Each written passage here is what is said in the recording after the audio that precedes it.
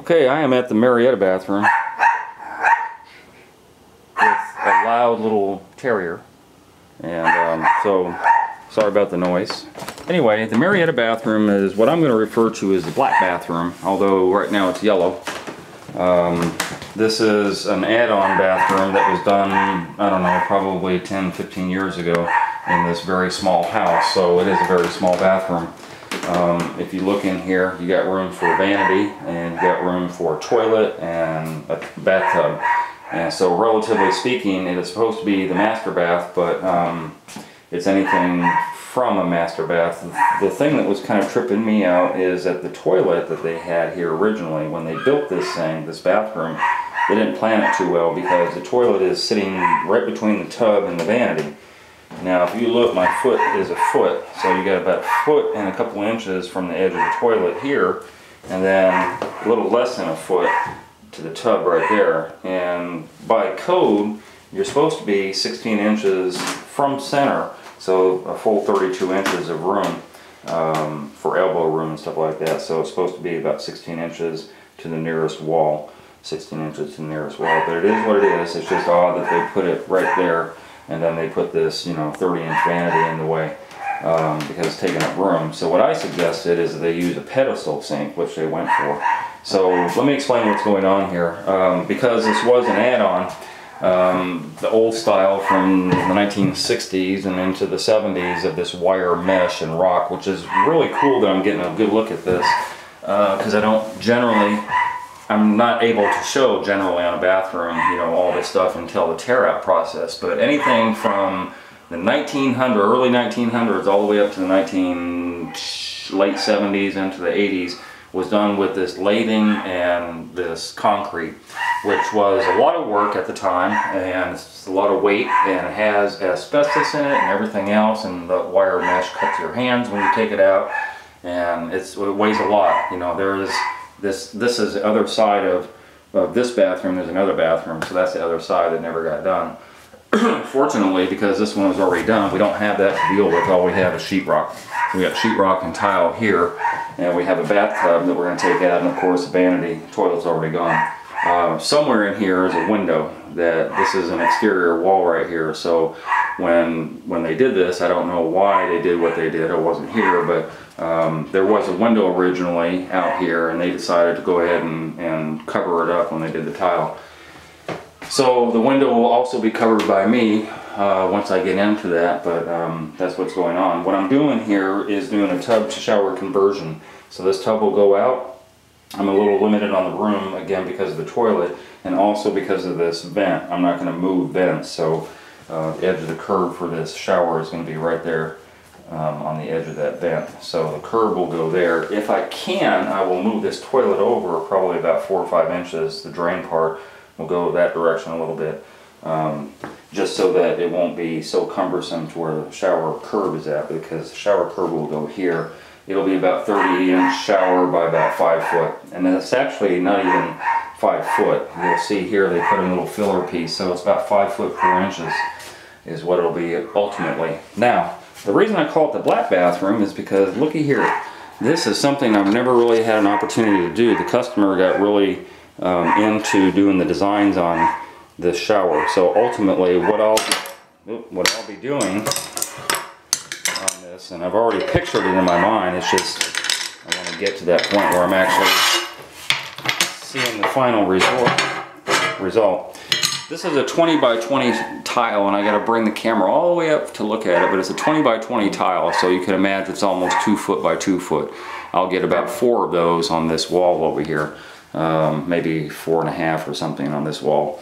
So this will be the wall tile ultimately, and it will just be straight. I'm not going to stagger it, but that'll look sharp. That's going to go all the way up to the ceiling up there, and this is the bull nose. So you got the same size, same color bull nose. It's going to go on the edge there, and that will cover this edge, and it'll cover that edge all the way up to the ceiling as well. This will also be my frame out for my niche, because on this smaller wall, remember there's a window there, so I can't put a niche on the big wall, but on this smaller wall back here I'll be doing a niche, probably, I don't know, about 18-20 inches. And so this will be my frame out for the niche. This other tile, this 2x2, will be in the back of the niche, and that will look nice. And then it will also be the shower floor tile. This will all be grouted in charcoal, and charcoal is basically black. In addition to that, we have a border here, which is going to be really cool.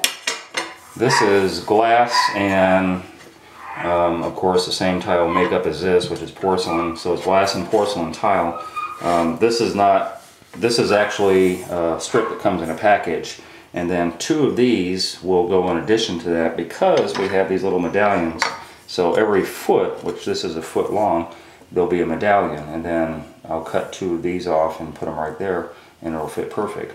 So the medallion will go every foot, as I said, and we'll have this rope that kind of encompasses the top and the bottom of this tile. And so that will be the border, and that will go all the way from that wall clear around to this wall, and that's going to look really sharp. I really like that idea. In addition, the customer has bought a black pedestal sink, which will go right here, and that's going to look sharp. And I think my plumbing is almost the same as what the pedestal sink is, so if I have to move any plumbing at all, it'll be minimal, hopefully. And she bought a low boy. When I say low boy, I mean the toilet and the tank are contiguous, so it sets really low, and it's one of those old style 1980s type toilets, but it's black also, so that's why I call it the black bathroom. This tile is going to go on the floor. This is a travertine, and we're going to stagger this same as we would if it was like a wood type tile. And so I don't know yet the direction it's going to go, probably that direction, but I'll stagger this tile enough to make it look like it's, you know, kind of wood, although it's not really wood. And I don't know that that really goes in with all the other black that's going on, but that's what she wants, so that's what I'm putting down. But we'll probably do some type of DeLorean gray grout on here to match it up really well. And then in addition to all that, I'm going to put in, which I don't do a whole lot of, but sometimes I do, it's a 4-inch halogen light. It's a 60-watt bulb, but it gives off a lot of light because it is halogen, and it does this triangular effect. When the light comes down, it'll hit about right there on both sides of the wall. And that switch for that light is probably going to be on this wall right here. We got too many switches going on here, plus it doesn't make any sense for the shower light to be over there. So it's going to be on a rheostat, a dimmer, if you will. Boy, that dog.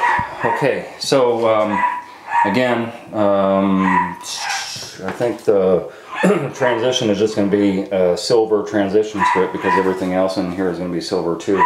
If I can find a black marble strip like that, I don't normally like these marble transitions, but if I can find a black one, I'll probably pick that up and set that in there. But otherwise, that's what's going on here. So this is day 1. I anticipate probably anywhere from about 8 days, 7, 8, 9 days to finish this. And so I'm going to get started on the demo. Oh, the mirror's going out. She's going to put a hanging frame mirror on there. So this is a recessed medicine cabinet, and so I got to fill in all that sheetrock, and then eventually she'll buy a light, and I'll change out that light fixture as well. And that's about it. So I'm going to get started. Okay, I'm finished with this bathroom. This is quite a change from what it was before. If you recall, there was a bathtub over here and some kind of crappy builder's grade tile going on. And so I'm going to start at the beginning here. This floor had a pretty good sized buildup, and the reason it had a buildup is because it was relatively smooth and flat over here in the back. When I got to over here, there's probably a good, I'm going to say 3/4 inch buildup, if not a full inch, or maybe just a bit more. So anyway, I had to manipulate a transition strip in here, and this took probably a bag and a half of thin set in order to get this relatively flat. It's still not completely flat. This would have been higher had I tried to do that. I could have used level quick, but that takes another whole day to dry. So when I set the floor, I spread up my thin set in such a way that I can get it somewhat level. So it wasn't fun, but I think this whole part of the house has kind of settled down on the left side here, and there's really nothing I can do to you know, to get it flat and without having this build up here. I have to follow my tile rather than the floor if I had followed the floor, everything would have been offset, including the pedestal sink that they were going to put in, which I'll get to now. There was an older type vanity here. The pipe came up, the drain pipe came up through the floor. I had to go down to the basement, or to the crawl space down there, and manipulate another pipe going up into the wall, because they had a pedestal sink. And you can't get a P-trap in with a pedestal sink from this position right here. You would actually have to do the P-trap down in the crawl space, and that's not easy either because of the grade of the pipe and all that stuff. So anyway, the easiest, not really the easiest, but the simplest thing to do was to run that pipe, instead of through the floor, just run it up inside the wall, which is what I did. They have since backed off of the vanity, or pedestal rather, because these pipes are going to show, and they don't want them to show. The vanity would actually set out to about right here, and you know, it had a large top, so you wouldn't really see it walking in, but from the side you'd be able to see these pipes. They didn't like that, so they're off to get another vanity, which I will put in as soon as I get back. In the meantime, nothing really changed here, except that there used to be a medicine cabinet, type double medicine cabinet, kind of crappy. I'm sure you saw it before. Took that out, sheetrocked it over, and it is basically ready. Well, it's not ready to paint, it has to be sanded off, but that's done. There's a hole back there from where the plumber had replumbed this entire house, and he left that out, so that's why that's there. The toilet is a nice addition considering the tile. She was able to get this toilet. It's a low boy type toilet. I really like them. The problem is I'm having a leakage issue, and you can see the water is kind of leaking from the bottom. Normally when that happens, you have a wax ring that's not deep enough, and when you flush the toilet, you know, the water comes away from the wax ring and goes up under the base of the toilet. In this case, I've been working on it for about an hour and not even flushing it. In fact, I've drained out the inside of this bowl completely, and I still have water seeping out from somewhere. I even doubled up on the wax ring just to make sure it wasn't that, and that's still not the issue. So water is just slowly seeping out from the bottom from somewhere. So I think what happened is that there must be a crack internally on this toilet, and inevitably I think we'll have to change it out. So that's that. It would have been nice though, the pedestal sink was also a black porcelain. It would have matched with that toilet, and eventually I think neither one of them are going to be here. But anyway, it is what it is. So the bathtub used to be here, as I said, on tile. Took all that out, replumbed everything so that it's center with a 2-inch drain.